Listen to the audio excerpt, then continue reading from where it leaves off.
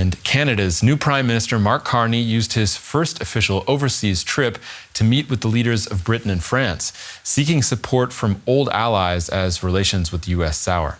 Amid President Trump's tariffs and hints at annexation, it's unclear what Europe can offer Carney right now other than solace.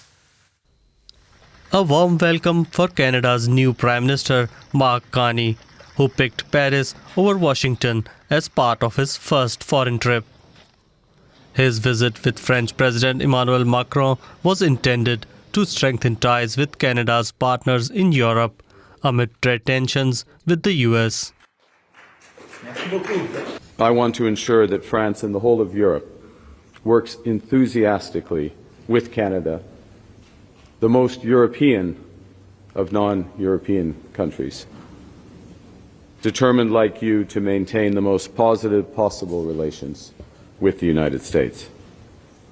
Canada is a reliable, trustworthy, and strong partner of France, which shares our values and lives them through action during this age of economic and geopolitical crises.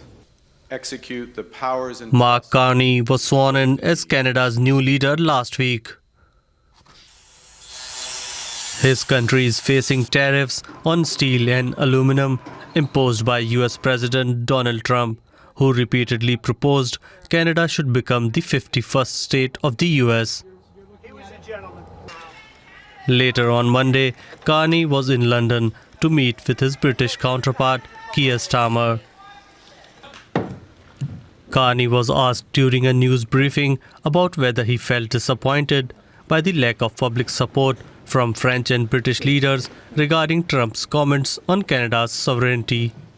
I don't think one needs to respond to every comment about another country. Look, we can stand up for ourselves.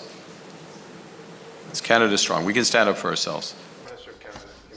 The Canadian Prime Minister also met King Charles, who is Canada's official head of state. For some keen observers, the King's choice of a red tie was another gesture of support for Canada. Hamish Telford is an associate professor of political science at the University of the Fraser Valley in Abbotsford, Canada. I asked him if it's unusual for a prime minister to use his first trip abroad to visit Europe rather than the US. It is a little unusual. It's very unusual for a prime minister just appointed to jet off to a foreign capital. Usually there's lots of work to do at home before they go on a tour abroad. But this is a very unusual circumstance for Canada. The succession from Justin Trudeau to Mark Carney. Likely we will have an election called by the end of the week. And Mr. Carney's trying to pack a lot into that week in this extraordinary moment for Canada.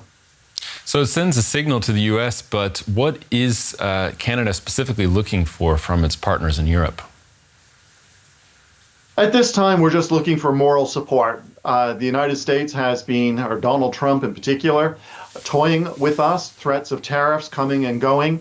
Tariffs are now imposed on steel and aluminum at 25%, and likely more tariffs to come on April 2nd.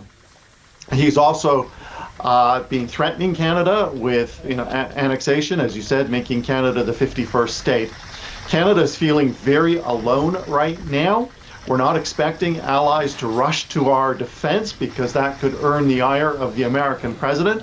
But behind closed doors, Mr. Carney wants to make sure that our strongest other allies in Europe are with us on this and that he's forged good working relations with them as we start, as Canada and Europe starts to figure out how to respond to Donald Trump's threats and the way that Donald Trump sees the global trading order. A recent opinion poll found that almost half of Canadians are in favor of joining the European Union. Kind of a crazy idea put out there, but is this becoming more realistic? Is that at least seen as a realistic possibility to defend against U.S. President Donald Trump's takeover fantasies? I'm not sure that joining the European Union is a realistic option for Canada or for Europe for that matter. But of course, we have long been partners in NATO, the North Atlantic Treaty Organization.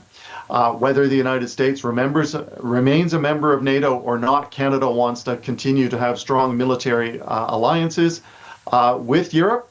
And of course, we want to have strong trading relationships. There is a Canada-European Trade Union agreement. We also have been talking with the British about a trade agreement post-Brexit. And of course, we want to pursue both of those avenues as we go forward if we're going to be losing trade with the United States. Okay, so Canada not joining Europe anytime soon. But how seriously do Canadians take Donald Trump's repeated insistence that it become the 51st U.S. state? Do they see that as threats or that he's actually going to do something about it? When it first started, after he was elected in November, the word from the Americans was it was a joke. Canadian Prime Minister, Canadian Minister said it was a joke. Canada's heard this joke for a long time. It's Americans often joke with us in that kind of way. No one's taking it as a joke anymore. We're now taking this matter very, very seriously. Justin Trudeau, our former Prime Minister, said that he believes that Donald Trump's goal here is to weaken Canada so much economically that we will beg to join the United States. That is the end goal, thought Justin Trudeau. Canadians are coming to believe that as well, and Donald Trump has said that that's his goal as well. So we're taking this matter very seriously and fighting back in the way that we can. America's 10 times bigger than us in terms of its population and other resources, but we can stand up for ourselves. Political analyst Hamish Telford, thank you. You're most welcome.